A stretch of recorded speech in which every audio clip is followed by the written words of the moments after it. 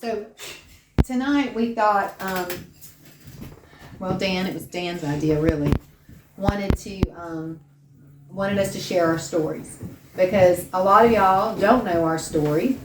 Most of us don't know Billy's story at all. I don't think I even know all of Billy's story. So I know, it takes you long. So gotta condense that down. I know. So tonight, because tonight, if you haven't figured a theme going on, tonight we are announcing Global Harvest Music. Yeah. And we're launching Global Harvest Music. And we're super excited. This little journal, I got a couple of months back, because I like to have journals and write in them. And I actually had gotten two at the time, and I was going to give this one to Olivia, because I kind of liked the way the other one looked, but Billy was like, no, she'll like the other one. But this has become, and everybody knows this verse, Jeremiah 29:11. For I know the plans I have for you, saith the Lord, plans to give you hope, plans for your good, plans to give you hope for your future. But this is just becoming more and more powerful to me as I look at this, and I think I'm going to get another journal that's exactly the same with the same verse on it again, because I really feel like that's what the Lord, He knows the plans He has for us. And we don't always know what that plan's going to look like. But so how did I end up getting to where, right here in Global Harvest Church, doing what we're doing? It started with my parents. And my mom and dad are musicians.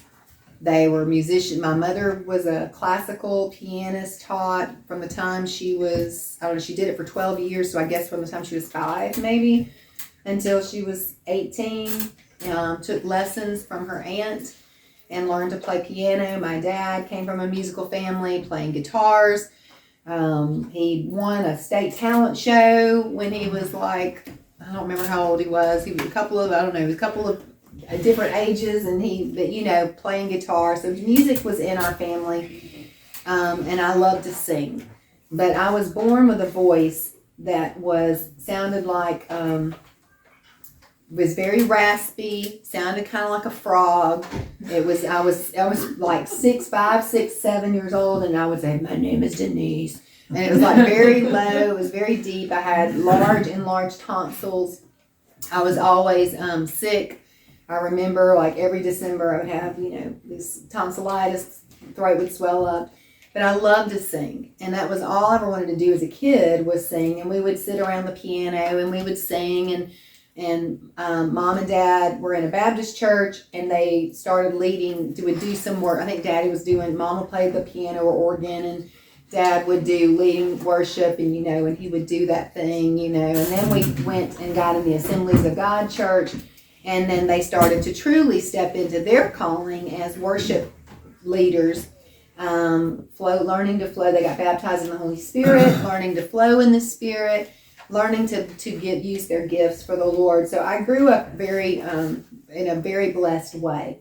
And then when I was in my from about 10 to age 18, I would started out in church, being a part of the worship team, by playing tambourine, turning the transparencies, back in the day when you had transparencies for the words at the churches, then playing the trumpet when I learned to play the trumpet. But I still always wanted to sing, and I had such a desire to want to sing. But I could sing, and I could sing harmony. And as I got older, I had opportunities to sing back up with my dad on the stage as I got older, and I would sing harmonies and sing back up, and doing all the other things too. And then when I was 15, 16, there started to be opportunities where I got to step in and lead worship. And anyway, this is my birth through 2000 story. No pictures really. If I'd had some time, I don't even know if there is a picture from like my childhood in those days. But when I was 16, I remember that's where there was a turning point. So I loved the Lord, loved worshiping the Lord, and then at age 16 was when my life took a dramatic left turn, and I made some life choices that sent me down a 20-year path away from the Lord and away from my, a gift that would give glory to God in singing and music. And I had gotten to the place right when all this was happening where I was starting to lead worship at church when my dad would go out of town, and then I would get to sit in for him and lead, and I loved doing that. But then because I was living a secret life of sin, I was very divided. You always hear people are divided, and you have this Sunday face that you're putting on. But my heart was always true. Like, I never stopped loving the Lord, never stopped wanting to worship the Lord. But I got trapped in a sinful lifestyle and went off to college. Music was not really a part of my life for many years, for a long time. Like, I think I would still come home and still sing some at home sometimes, when I'd come home. But I remember I'd come home from college, and in worship I would just cry, because the presence of the Lord would just hit me, and a lot of that was because I knew I was not being who God created me to be, and I was trapped constantly in shame and guilt, and that was just, but I wasn't ready to leave that lifestyle. And then in the year 1993, I remember my dad had a dream, and he said, I dreamed that you were singing and playing guitar. And I was like, really? I don't play guitar. But he bought a guitar for me and gave me a guitar. And I had that guitar, and it sat there. I never learned to play it for a long time. And I went through some more tough years, married, divorced, got married again, then hadn't had a child, had a daughter, Tamer, and, still all through this time period would draw close to God, get pulled away from God, draw close to God, get pulled back away from God, draw close to God, get pulled away from God. And then in the year 2000, I had literally an opportunity to walk through my door, and I forgot to mention, when I was 15, I had this little momentary thought. I wrote down some lyrics on a piece of paper or a poem, and I thought, boy, it sure would be cool to be a songwriter. It'd be neat to do that. I think that'd be cool to be a songwriter. And I remembered I loved the band Duran Duran. I was not supposed to like Duran Duran. I wasn't allowed to listen to rock music growing up, but I secretly would listen to rock music, and I'd get busted, and Dad would be like, your car radio was on, that rock station. And I'm like, yeah. So anyway, but I remembered thinking I wanted to learn to play bass and be in a girl rock band, one day. And so I remember writing my first song on a piece of paper, and the lyrics were terrible, but I didn't know that at the time. But so there was something in me at age 15 that said, I want to be a songwriter. It'd be cool to be a songwriter. It'd be cool to do that. And you just have no idea what sometimes that's actually what you're destined to do. Just this little bitty moment of a desire, right? So fast forward to the year 2000, and literally an opportunity walked through my front door that changed my life again. And it was a salesman for Sears Roofing Company. And he was selling, we were getting an estimate on our house for a new roof.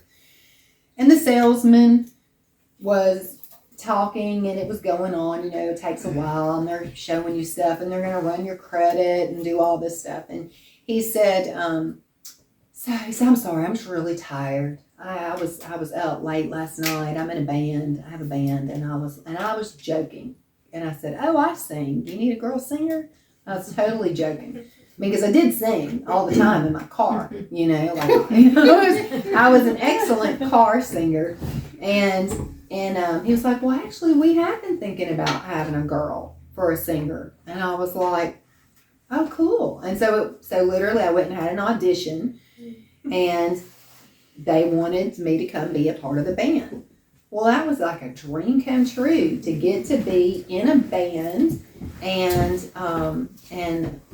my husband at that time, Tamer's dad, was like, go for it. I know you would love to do that. You love singing, go for it.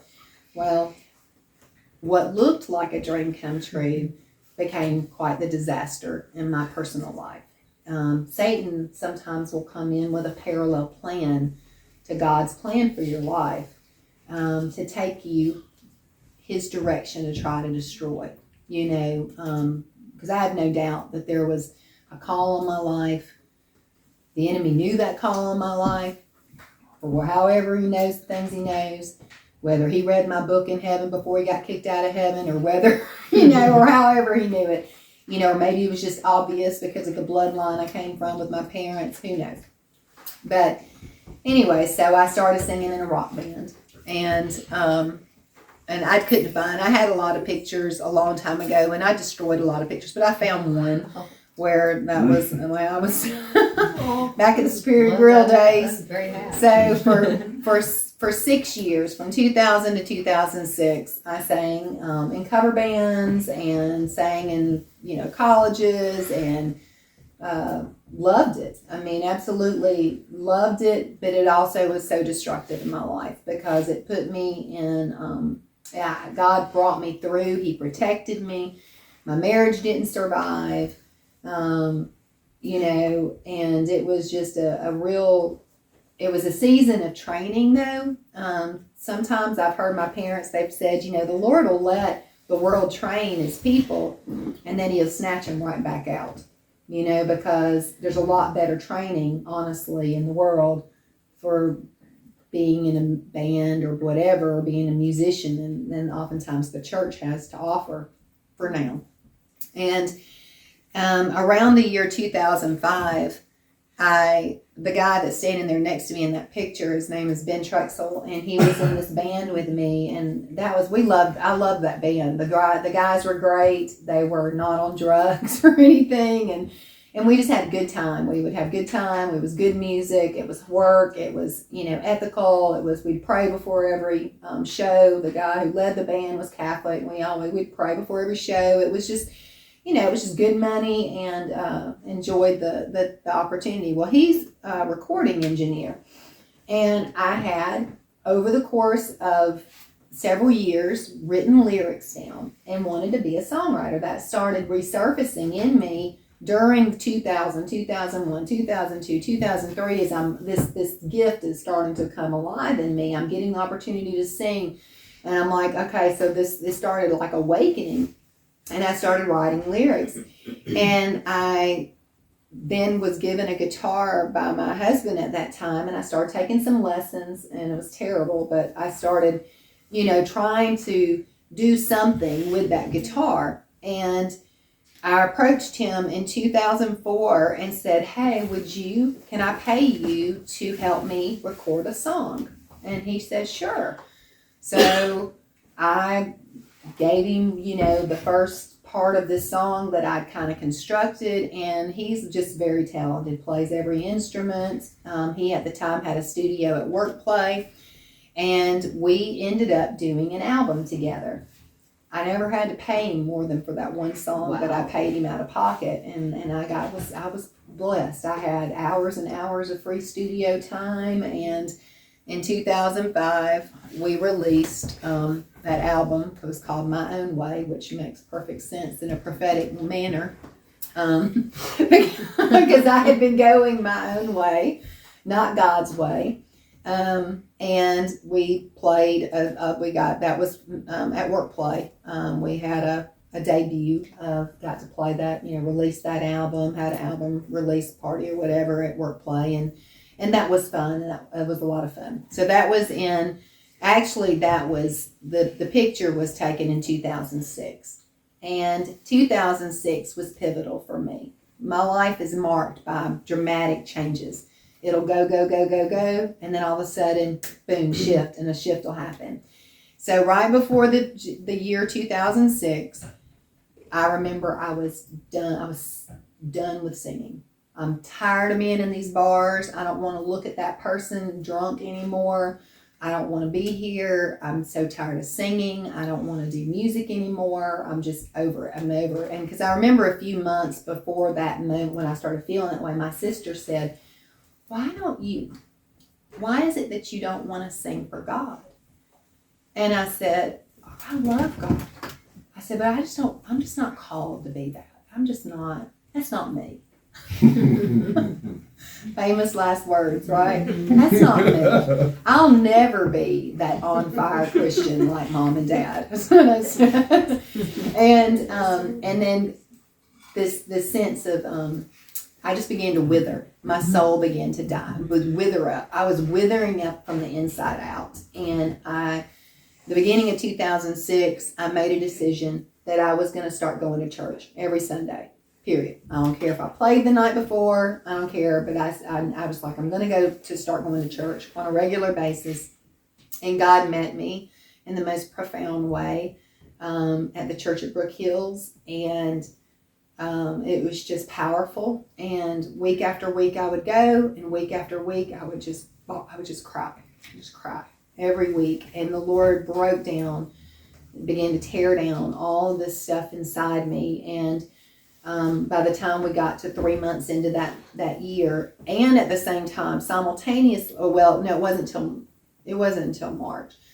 So that picture was taken at the end of March when we had that concert release. But at the beginning of March, I had this moment where I remember driving to the church, and the Lord, and I just in my heart, I just was like, oh, I just want to feel clean. I just want to feel clean. And I had an experience that wouldn't mean anything to anybody else that day at church, but it so shook me that I was born again that day. Like in an amazing, incredible way. In my life, God changed me instantly. Like I woke up out of a dream. I was like, what am I doing? I'm supposed to be singing for God. I'm not supposed to be singing in these bars. And it was dramatic. And I was so changed on the inside, but yet the outside, I knew, I was like, oh gosh, I didn't even feel like I was myself. It's almost like my spirit had been lost somewhere for 20 years. And all of a sudden, my spirit was back in my body and felt alien to the world that I was in. But I knew I was different. I knew I was who I was always called to be, who I was originally was born to be. But I was still trapped in this life at the moment that didn't look on the outside like I felt on the inside. So I began this slow process of withdrawing from. I kept going, to church, and we started, there was a resurgence of desire to do music, and Ben and I began working immediately on another album that was actually ended up being released in 2007. And songs, we were just writing like so many songs, and that was a same picture. But we did another show at Lord Play, but I don't think I had a picture of that one. But God took me out of the club. I left in the middle of that year, stopped singing in the bars, and I just did a hiatus. I pulled out of everything in my life that I'd been doing, and it was just me and the Lord. And I just began to walk with the Lord. And fast forward, we did this album in 2007. We roll into 2000. It was into 2006, into 2007. And then in the middle of 2007, Satan came in and just blew up what was happening. We were like starting to go play at churches. We were having opportunities to play. It was like something was beginning to grow, and there was such an excitement, and we were working on a third album already. Like it was just boom, boom, boom. The music was coming so fast. And then Satan came in and blew it all up. I was falsely accused of being in a relationship with that man that was helping me do the things, which was not true. I had lived a whole year of complete purity before the Lord, and of course Satan came in and attacked me in that way. And so I just laid all that down, and I said, I don't know what you want me to do, Lord. I don't have a band. I don't have anybody to do music with, and I didn't know what to do. And I said, but you know what? We're just me and you. And I picked up the guitar, and I started teaching myself how to play for real. And that's when I started writing for myself songs and learning to play. And the Lord led me in 2000. I had found some new guys to actually the guy there. He actually was a part of that group that with the band on the work play and stuff. That's Wes. He's come to this church before. And he had been with me back then, and we created a band called Out of Alabaster. We did coffee shows, that's Wes, yeah, we did coffee houses, and we did outdoor concerts, and like in the parking lots with 20 people and and stuff like that. And that was a battle of the bands thing we did, and down at Zydeco one time, and I found my way to Bo and Jones' house. Because I was searching for like-minded people. I no longer felt like I fit at the church at Brook Hills. My spiritual growth was so rapid, and I needed a place where Holy Spirit was welcome, and I could express myself through my Holy Spirit giftings, and found them. And I know, and then I found you in June of 2008, and then by November 2008, we went to Bethel, and Bo announced I was his worship leader. I didn't know I was his worship leader, but he announced I was his worship leader, and I was like, okay, I guess I am. And then I was with them, and then another opportunity came up where I was at another church that was a starter church in Chelsea, that I was on their worship team. And then I was on another worship team. Aubrey Miller had a church he planted. I was doing church. So I was like in all these different churches, in addition to Bo and Jones, because they met on Sunday night and Wednesday night. And God was just started, all these opportunities were happening. And then my story at this moment is going to end, because we get to the year 2010. And I'm going to let Billy start, because that's where our journey begins. So that's kind of my musical journey up till that point. Okay. An interjection. Oh, okay. She came, and it was awesome. Then she brought Burtons, and they brought the Taylors. And everything blossomed from there. That's right. That's exactly how. That's how we ended up here. I mean, and I wouldn't have known the Burtons had I not gotten divorced from my husband back in the year 2003, because my ex-husband married Stephen's mama, and so.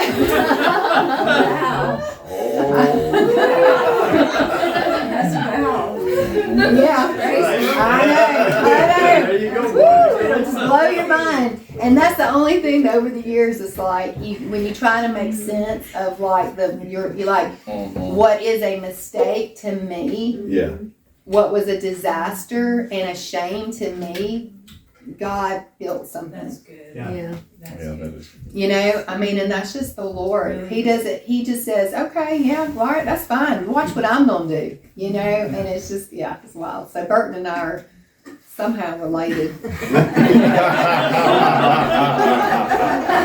Outside. Yeah, so my daughter is Stephen's, his stepsister. His sister. Yeah. And Abigail's aunt. William's aunt. Huh? Yeah. I wasn't. Aunt Tammy. Tammy. That's my daughter. You didn't know that? He's like, you didn't know that? Well, I think he knew it. He was like, wait a It minute. is kind of hard. Wait. I used to be married to Papa. Now he's really I know, he was like, what? Now he's like, I know. That's the crazy, the crazy part. I know. You didn't know that. And the way she found us was because we were affiliated with Glory Zion and also with Bethel, with Bill Johnson. She was looking for a church associated with Bill Johnson in Bethel. Mm-hmm. And we were the only ones she found on the list. I called California and said, is there a church in Birmingham that is affiliated with you guys? And they were like, yeah, and they gave me their number, or they gave me, and I called them, and I'll never forget, Bo was waving this army flag over my head, and it was like, and I was like, Jehovah Nissi, and that's my name, Nissi, and yeah, and I was there, Yes. so. And we were blessed. I was And blessed. still yeah, are. that's right. Well, mine is like it's kind of the opposite of what Denise, and how she grew up, and I mean, I grew up in the Baptist church. My mom played piano. She didn't play piano in the church, but she was a really good piano player. My dad was a drummer, trumpet player in the band, so they were a musical family.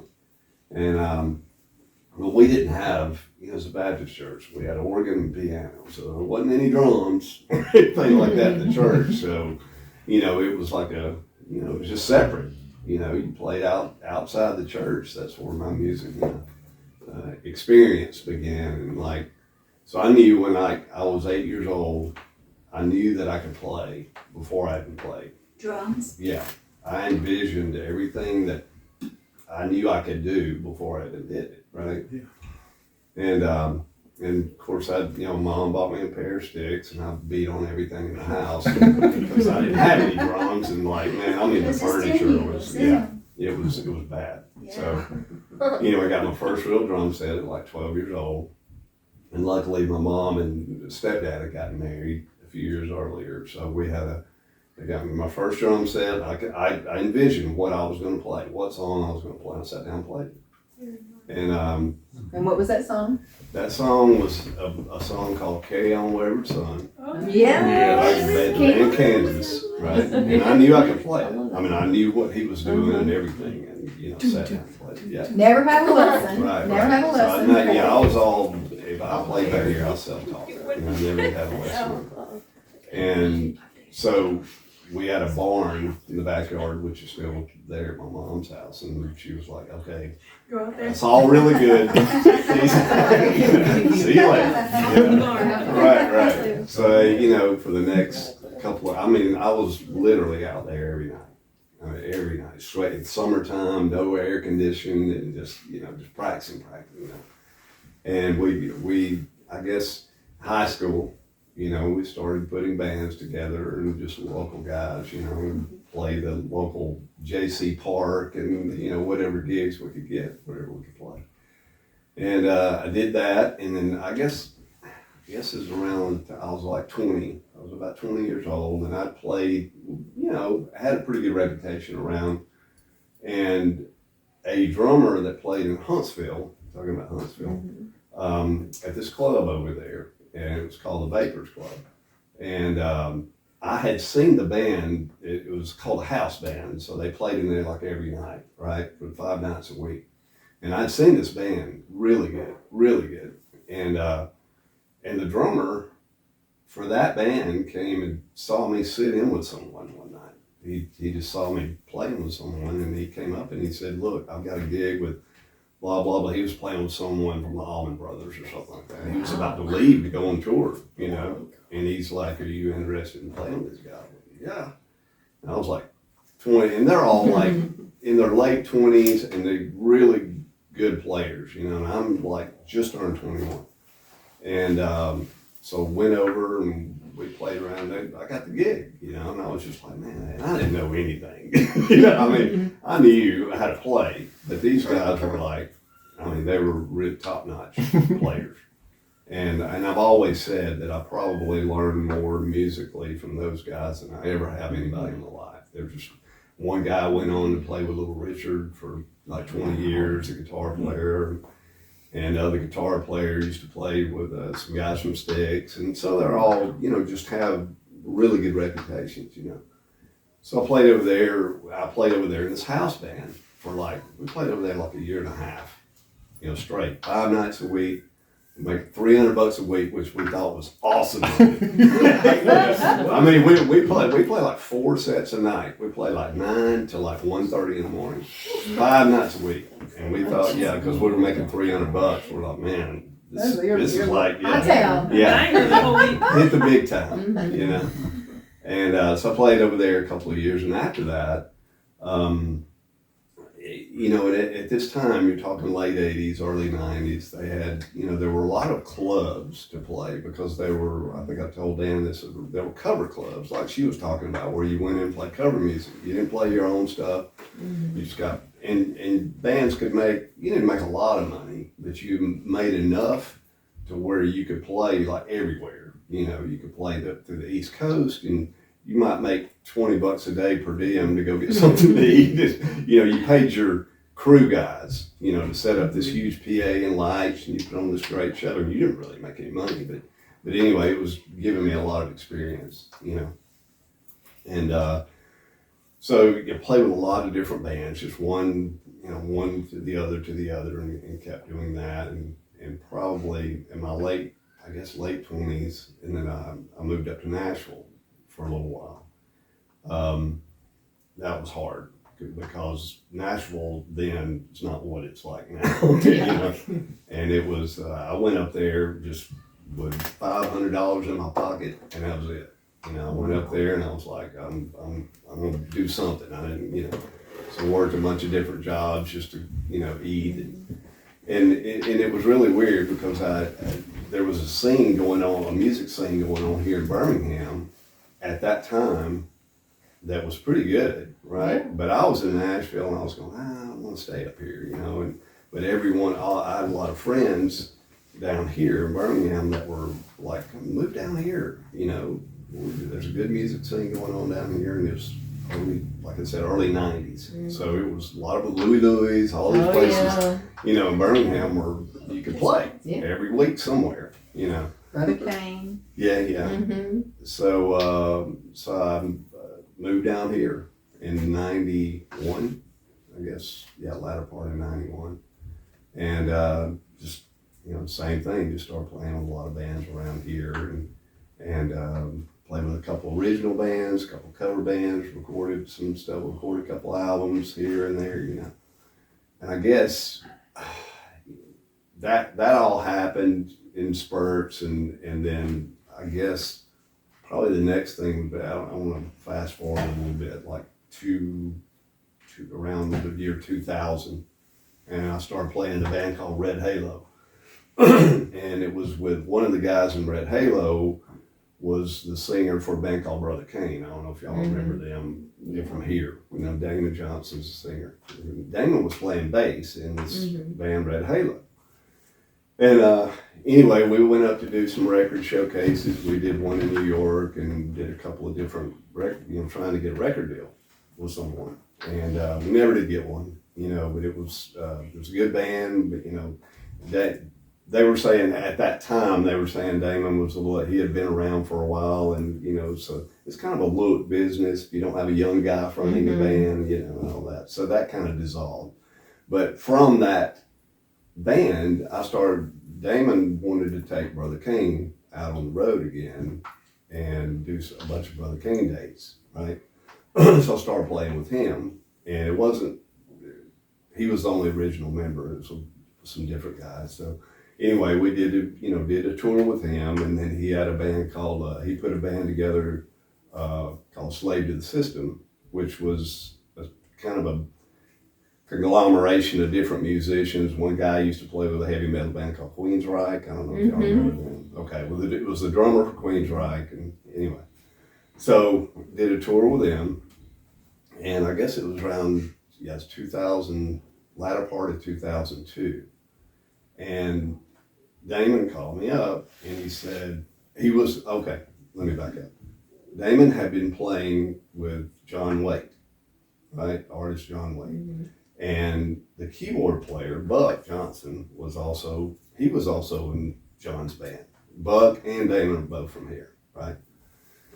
So Damon calls me up, and he goes, they had just done a tour with Journey and somebody else.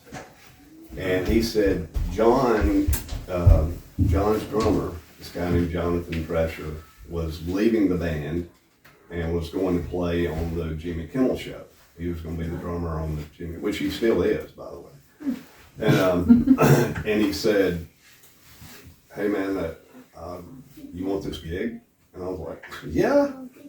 And he said, well, I've been talking to John about getting you in the band. And I'm like, cool. And I was thinking that, like, okay, well, you're going to, like, set me up an audition or whatever. He's like, no, man, you're in it if you want it. And I'm like, wow. I don't have to audition? And he's like, I didn't know you didn't have to audition. No, I didn't at all. Wow. He said, no, he's taking my word. He said, I told him you're the guy. you know. And it was like 2 weeks later, it was like 2 weeks later, we were rehearsing at Workplay and going on tour with Sticks in Kansas the next day. Oh my God. And we had one night of rehearsal. You know, and I'm just like, I'm tripping. I'm just like, man, this is crazy, you know, and especially not having an audition or anything. I'm just, you know.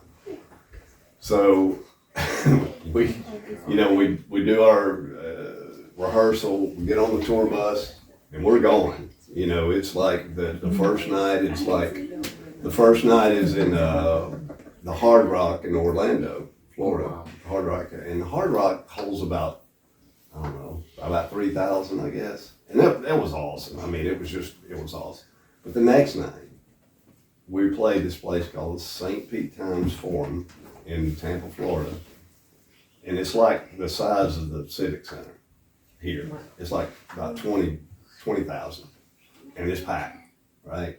I remember going up to it, like, we were walking up to the stage, you know, dudes with flashlights and everything. This is your second night of playing with them. Yeah, it's my second night. And I've worked my whole life, you know, because I just wanted to do that. Just play in these big places and just, you know, and I remember we walked up to the steps and we were about to go on and I looked at Damon and I was like, now what? Because I was like, here we are, here I am. And he goes, don't trip, because he had already done a couple of these tours. He said, don't trip, man, just have fun, you know. But I did. I was like, there was a point where it was just like, where do we go from here? What do we do now? What do I do now? Yeah. You know, I wouldn't say, you didn't necessarily say you made it, but it was just that thing. As a kid, you were going like, man, this is like, I mean, I just, you know, I'm very emotional, you know. And so we, you know, Got to go to Europe. yeah, we did a couple tours in Europe. Luis, this guy right here, he's the guitar player. He went on to be the guitar player for Train and plays for Foreigner. Oh, wow. And Tim, that's the bass player. He still plays with John, actually. Now, that was that picture right there is from Disney, Epcot. Yeah, they have a really cool stage. I mean, all the stuff like behind, like very, I don't know what you call it. Oh yeah, Tonight Show. Yeah. Y'all You can can watch watch it. Billy I on mean, the YouTube. video's still on YouTube. You can watch Yeah. Billy play on That's that. amazing. What year was that? That's amazing. This was 2009, maybe 8 or 9. And John had this is Alison Krauss. You know Alison Krauss? Okay. Well, John and her, they decided to re-record his biggest song, which is called Missing You, right? And they did a duo of that, and they actually ended up dating for a while. They started going out. So anyway, this was, he got booked on The Tonight Show to do that song, you know, with her and everything, which was, that was awesome too. I mean, that was, you know, that was when Leno was still on there. So, you know, got to meet him and, you know, he was really cool. And So if you search John Waite and Alison Krauss, Tonight Show, you Yeah. can see Billy in his Tonight Show performance. Yeah, and these guys, some of the guys that played Jimmy, that's a guy named Jimmy Lade, the guitar player. He played with John's band for a long time, but the other guys, I mean, these were like heavyweight guys. This guy over here is named Shane Fontaine. He plays with Sting, and the keyboard player plays with like Jackson Brown. They just came to do this gig, you know, just this gig, and it was just like, it was amazing. Oh, right quick, I got to tell you the story about this performance right here. Alison Krauss has got a really quiet voice, right? It's beautiful, but it's very quiet. And we get together at this rehearsal space to rehearse for this, right? And we, you know, I kick in and I count the song in or whatever. And John looks at me and he said, man, you're playing too loud, you know, like, because I couldn't hear her sing. Right? And I was just playing normal. I got normally play, which is probably loud. But anyway, so, you know, do it again. We count it off again. And he's like, you know, And he keeps saying it like 4 or 5 times Uh-huh. to where for me, it becomes a little uncomfortable. You're playing air Yeah. drum. Yeah, well, yeah. It's just like, well, why do you even have a drummer? If Yeah. you know what I mean? And so anyway, we end up rehearsing, and John knows that like I'm feeling a little bit uncomfortable because I'm not playing like I normally play, right? And so he knows this. He don't say anything about it.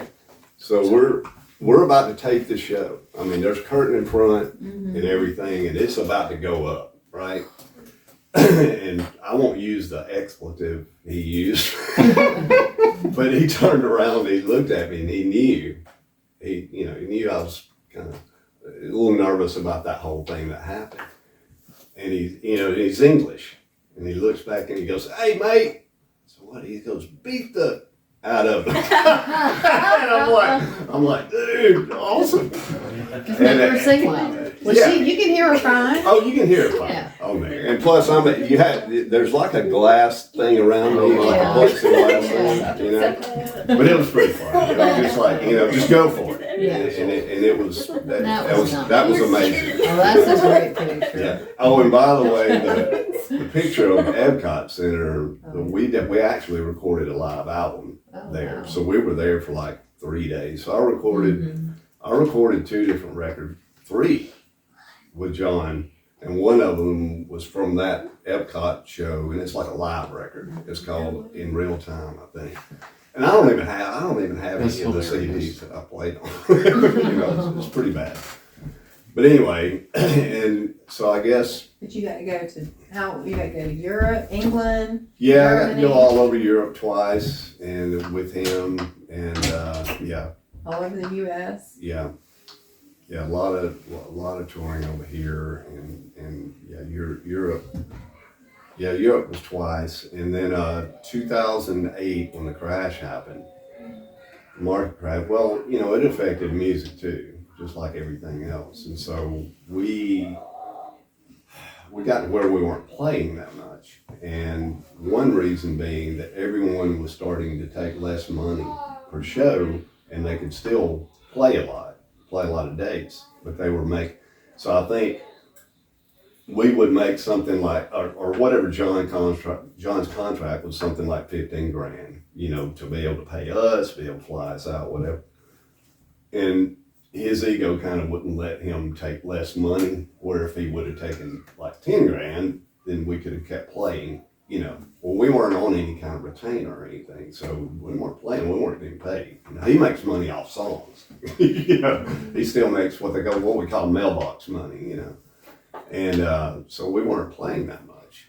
And so, it just got to be a little less. We'd do like a couple of gigs a month. I'd fly somewhere, and we'd, it just really wasn't worth it. And then, Olivia, my daughter, was born in 2007. And, it started, we weren't playing a lot, but, when I got to see her, was not very much anyway, and I started really thinking about it and making decisions about to be home. I didn't want to be out on the road anymore when there was just such little time to spend with her, And I guess we bring it up to when you and I met, We met in 2010. right? Blind date set up Yeah. from a mutual friend who is a drummer and was also a special education school teacher, and I knew him from both the music world and I hope that didn't break. No, it's okay. Okay. From the music world and from school world, and I remember, I'll never forget the day that Billy entered Billy into my life. Now everybody in Birmingham heard of Billy Wilkes. Like I'd never had seen Billy, but I knew his name because everybody knew Billy Wilkes. Billy Wilkes, oh, he got this job, he gigged with John Waite, and and blah blah. So he was a big name, like you just knew his name. So I knew of him, but I'd never seen him, never met him, and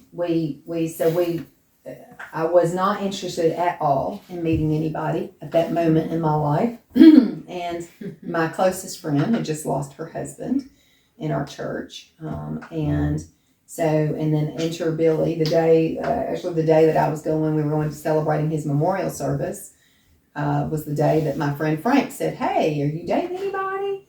I saw him at a gas station, and I'm like, "Why?" And he goes, "Well, I've got this friend." I was like, "Oh no, Frank, no.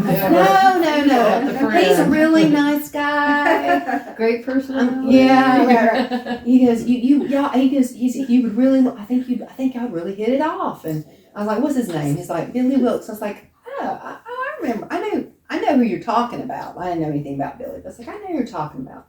So anyway, he's like, "Well, friend request him, and anyway, so I did.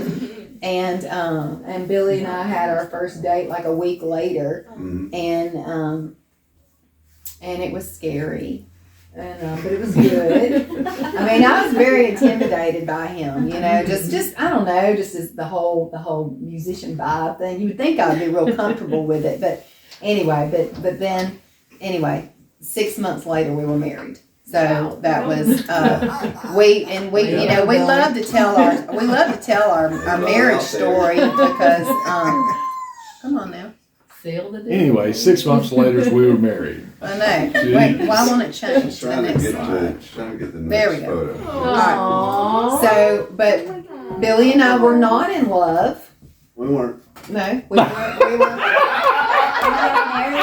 I'll second that. We were in arranged marriage by the Lord. We knew that it was that I knew it been a very cool way during that season with Billy. God would not speak to me in the way that I was accustomed to the way the Lord spoke to me. I was getting the silent treatment. And all my prayers, I'd be praying, I'm not hearing anything, and then I'd be on the phone with Billy, and he'd say the answer to what I'd been praying about, and just in conversation, and he had no idea. And I was like, "What are you doing? What are you doing, Lord?" I hear what you're saying. And so the Lord just gave a lot of different, it was unlike any relationship I'd ever had. And, I think our third date, I said, "What are we doing? Because if we're not moving forward, I don't have time for this." I just said, I don't have time. I'm too busy. I got a child. I got a lot of things I'm involved in. I'm like, what are we doing? Well, you have to back up just a second and say what I told you on our first date. And all the stuff had been going on with Lydia's mom. All the stuff, I mean, craziness, right? Well, I just tell her all about it. Everything. Like the first night. Because I figured in my head, I'm going to throw it all out. And if she wants to walk away, then, she knows everything. And I sat there over a cup of coffee at like 11:30 at night going, somebody is crazy in this story. Yeah, and I don't know if it's him or her. Yeah. But somebody is crazy in this Or they story. both. But in 6 months. I know, right? I know. Yeah. That's awesome. I know. And I almost wasn't sure if I wanted to go out with him because he kissed me on the cheek on that first date. And I was like, I thought too that was much. a little too forward.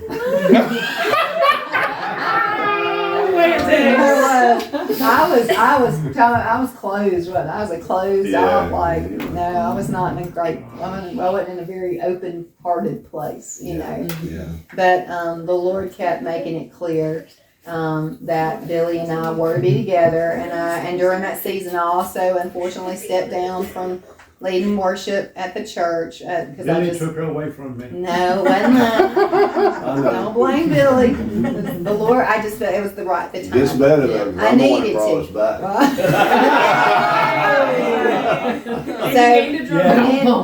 And Billy and I were we were in totally different places. Okay, so I'm in this charismatic Bethel lifestyle, praying for people randomly in the stores, tongues. Oh yeah, he freaked And out. I wasn't. And I thought I had 3 heads. And I told him that I spoke in tongues, and he went, "Well, don't ever expect me to do that." I mean, and I was like, whoa. But it was, and so it was just it was a miracle, really. It was. But my mother. My parents loved him. My mother loved him. I remember she had just, we just knew. Yeah. And so when we got married that day, I remember going, okay, Lord, I'm just trusting you. I'm trusting you. I'm trusting you. And I remember the Lord speaking in my heart, this is a little flicker. What you have right here is this little flicker, but it will grow one day into a roaring flame. And and it didn't happen easily. Mm-mm. I mean, we fought. Our marriage It was rough. hard. First couple of We years we rough. fought. Yeah. I mean, over toilet paper direction. Mm. I mean, I wonder who was yeah. right. Everything. Everything. You were both Yeah, wrong. were you in So, I mean, it was rough. I mean, everything was a fight. Yeah, because I had come out of all the stuff going on with his mom and all that, and so I didn't trust anyone. So it was just everything was hypersensitive to everything, Mm. you know. So Yeah.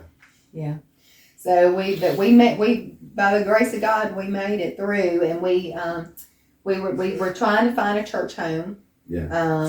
Where we could both feel balanced, you know, and just wherever the Lord was going to take us. And we visited Kingwood one Sunday because I had a friend who went to Kingwood, and he was a musician, and our daughters played softball together.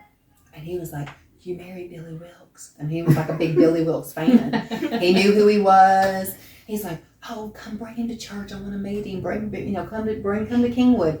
Well, we went to Kingwood, and this conservative Baptist church upbringing guy, you know, that first Sunday we're at Kingwood, Holy Spirit hits him, and I look and his hands are up, and I'm like, what is happening here? The Holy Spirit hit him, and you know, we ended up being at Kingwood for 5 years, and it allowed Billy this place to grow.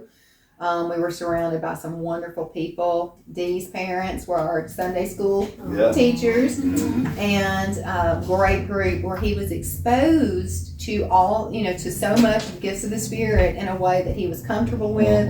Yeah. So Billy and I were married for 3 years before we ever, we never played music together. First off, I was intimidated as I'll get out to play in front of him because of where he'd come from, his level of excellence, and my level of not. And at that, you know, for sure. And this was just, but it wasn't until 2013, I think, I don't know for sure, but this was one of the very first times that Billy actually played with me. So it was about 3 years, and he even said, "Oh, I don't believe husbands and wives need to do music together," because he'd seen all this drama in the world and all that. And I was like, my parents were married and they've done music their whole life. That's what kept them together, was doing music together. But that was, I did something for Abortion Recovery Alabama. I wrote a play. It was a musical, kind of dramatic interpretation thing. I think Rachel, Bianca came, right? Y'all came, and so I sang a song at the end, and Billy played with me. And that was the beginning of us doing something together. And then you guys asked us to lead worship at the house. I know Billy came a couple of times. I think Janet about freaked him out the first time he ever came to Bo's house. That was his first experience with, not in a bad way, but he just wasn't used to all that, you know. And anytime that we would be invited to come to anything where there was going to be a move of the Spirit, I mean, it was the biggest fight we would be having on the way there. It was just, the enemy was trying to keep Billy out of this realm, keep us from there. And then we ended up so 2013, we started doing a couple of things. Every now and then we're doing some things together. We came to Global Harvest, led worship. And then in end of January, 1st of February, 2016, this was before that, but we were starting to do some stuff. Well, anyway, we were asked to be the worship leaders for Global Harvest Church in February of 2016. So we're about to celebrate 7 years being here. This was over. I was like, I found that picture. It was Denise and Roger Humphreys were leading worship at that time. And which child is that? Elisha. Is that Elisha? I didn't recognize myself. Oh my goodness, that's so sweet. And then this was, I'm guessing, was taken after we started leading worship. And here's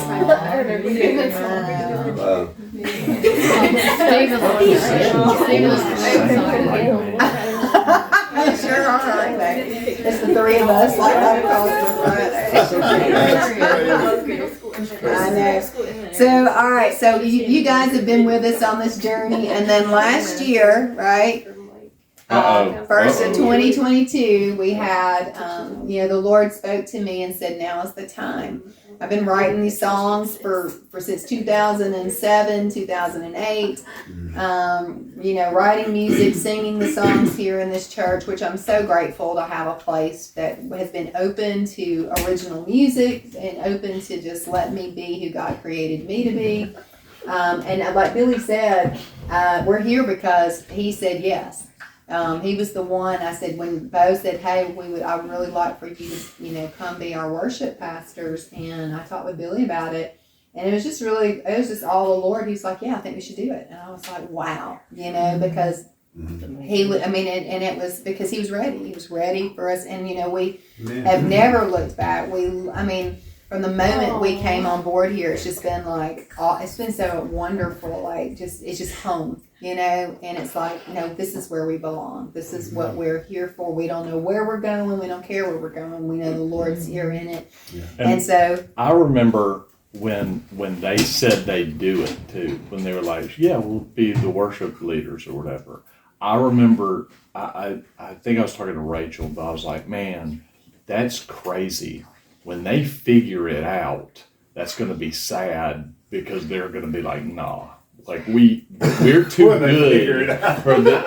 I was like, I can't believe they're going to lead worship and do this because they're so talented.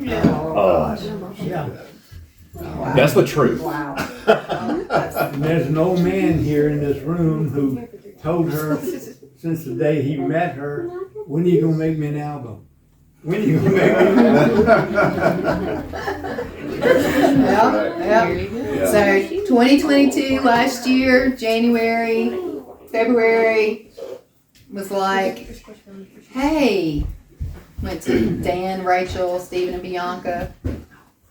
"How do y'all feel about Global Harvest music?" And they were like, "Yeah." And we could not have done what we started on our journey doing. And there were times when I didn't know if it would ever get started and if it would even get finished. But tonight, I don't know why you're being so difficult over here. There we go. We would like to announce. Drum roll, please.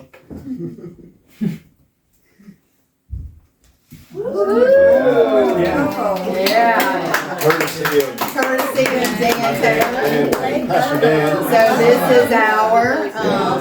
Next I didn't do the other one. I didn't do the PowerPoint of the reverse number. Anyway, but this is Dan. Dan put. When he explained to us, we love this logo, and he.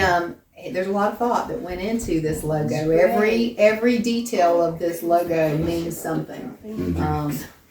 Every kernel means something. Yeah. And Dan will have to do a whole night on just this logo.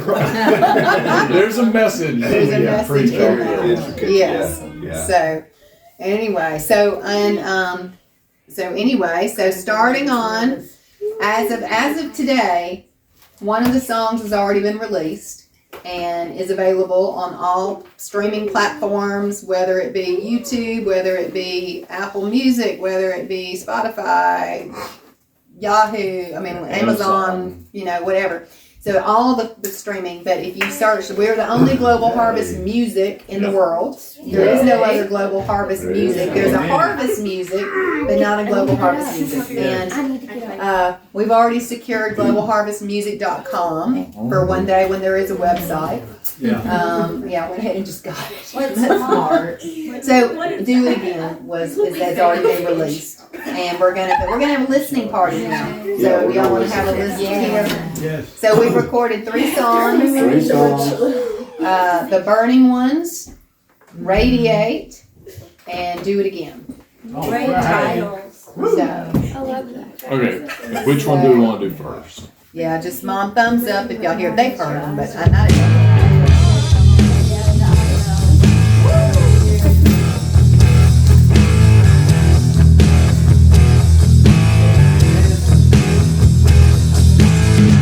We are people consecrated, separated at our birth,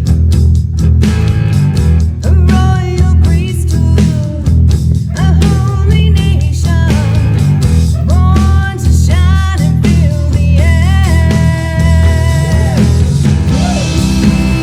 We are the burning ones.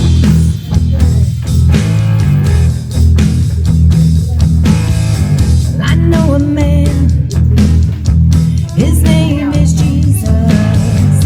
He is the light, he is the way. He's my desire, my holy fire. I live to worship every day. We are the burning ones, burning bright for you. We are the burning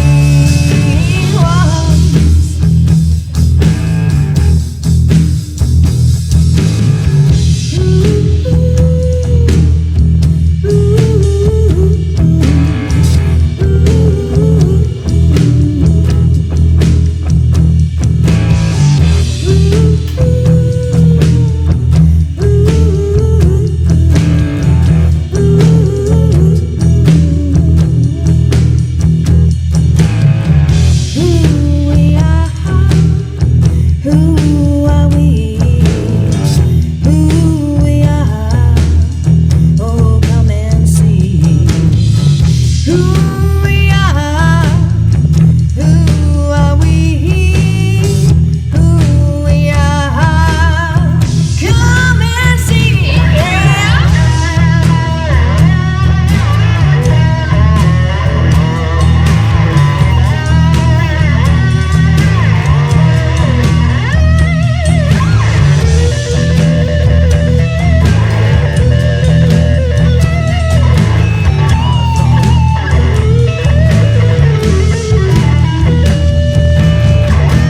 We burn fierce and we burn bright. We illuminate the night. We burn strong. We burn long. 'Cause we know where we belong. Yeah, we are the burning ones.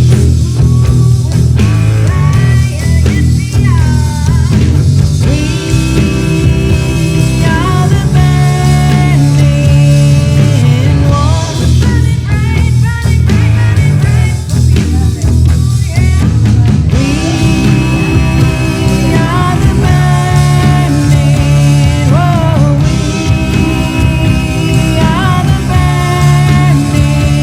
Oh, we are the burning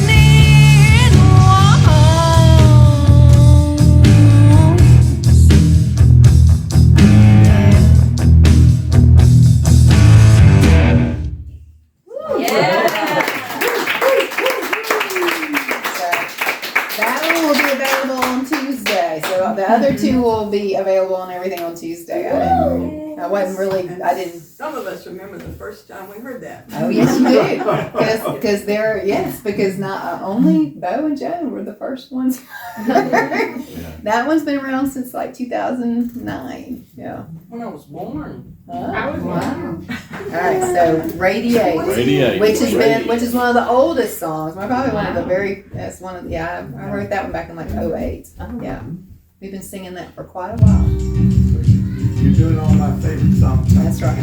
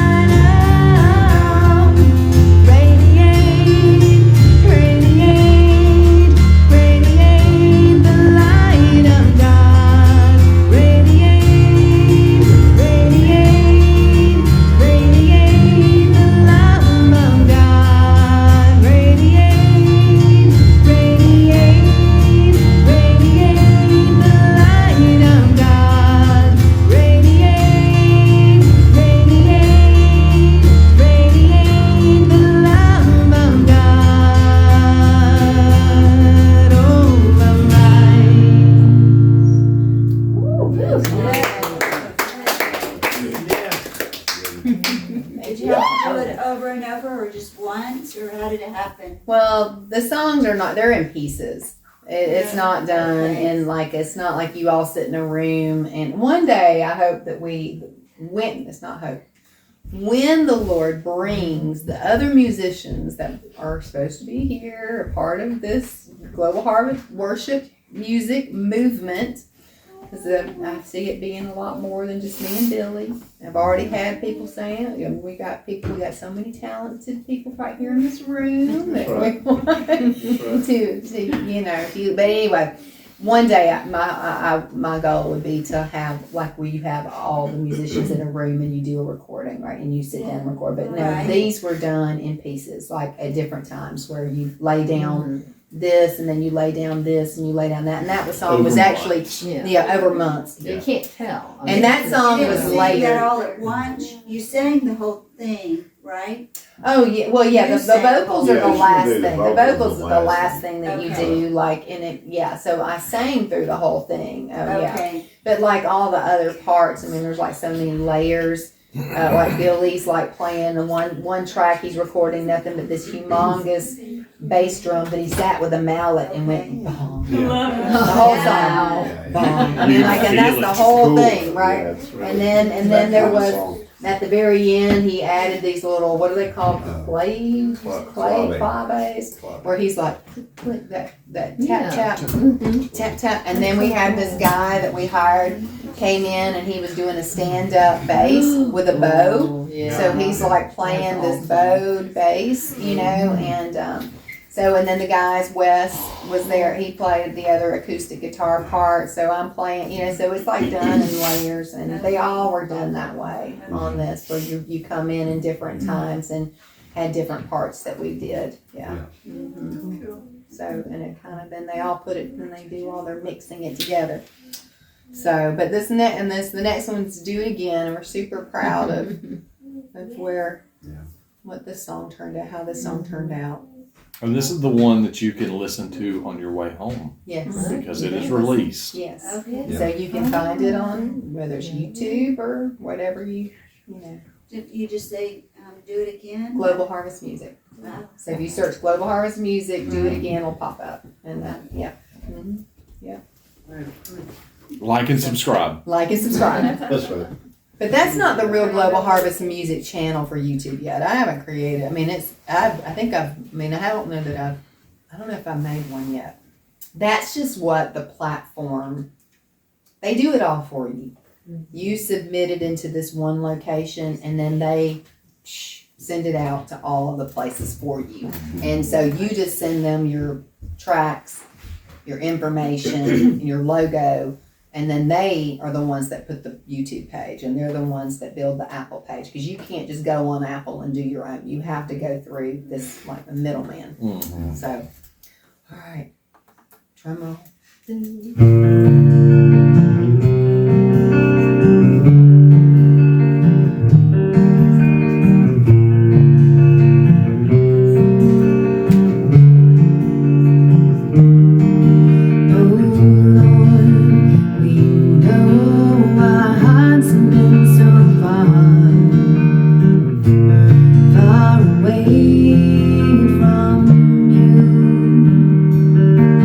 The blood we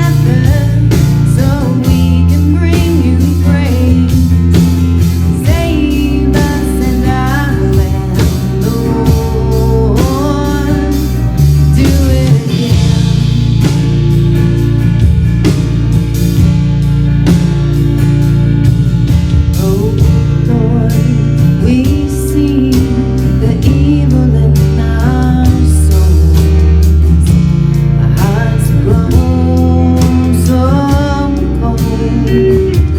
Now we've lost our way. We've forgotten how to pray. We've walked away from the one who knows.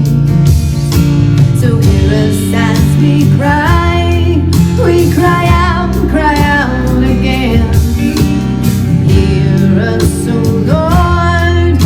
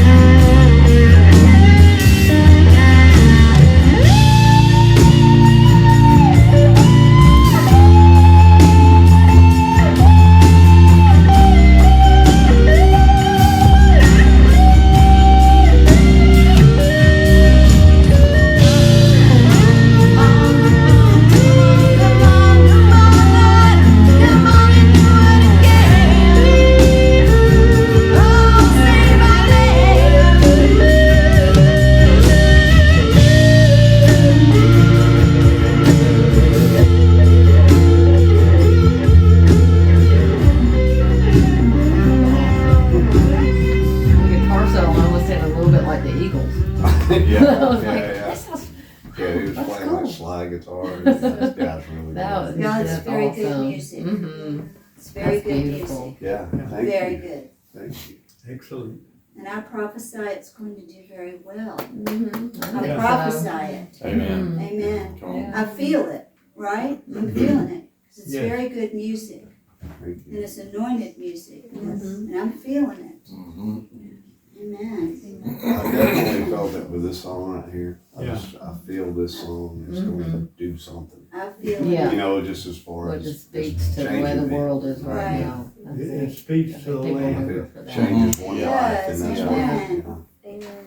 Awesome. Well, I got here just in time to that's right.